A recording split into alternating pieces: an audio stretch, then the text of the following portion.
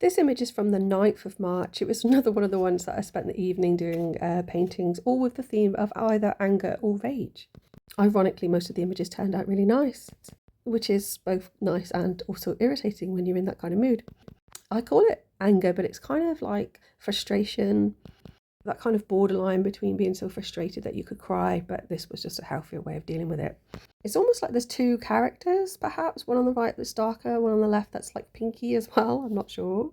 The one on the left has got this sort of really lovely like eyeball that's a bit like the world when you look at it from far away. It looks like a face sort of turned to the side in this profile with like a yellow coming out of the hat.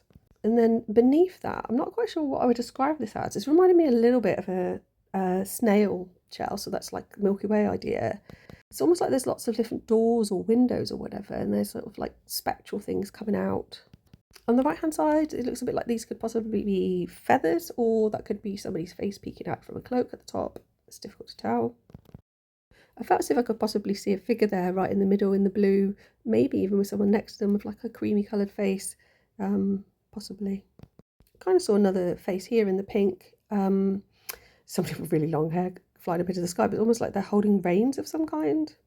And there's another figure next to them, like a yellow blazer on or something, or jacket. It's just like somebody's brain has exploded into loads of light, perhaps. So maybe that's like inspiration, perhaps. And you get a bright idea or something, or connected in some way to a different realm, like trance. I kind of felt it looked a bit like a creature when I turned it to the side, not quite sure what, but then it looks like this sort of ball is right by its head or mouth for some reason. Maybe it's speaking that. And so also turned this way around, that bit at the bottom looks a bit like it's got a tiara on the top.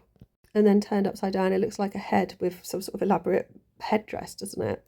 And that ball becomes its neck or body. So I just turned it back the way that I originally did it. I kind of like it. It was a way to let off some steam. I'm sure there's more steam where that came from. Thanks for listening. Please like and subscribe.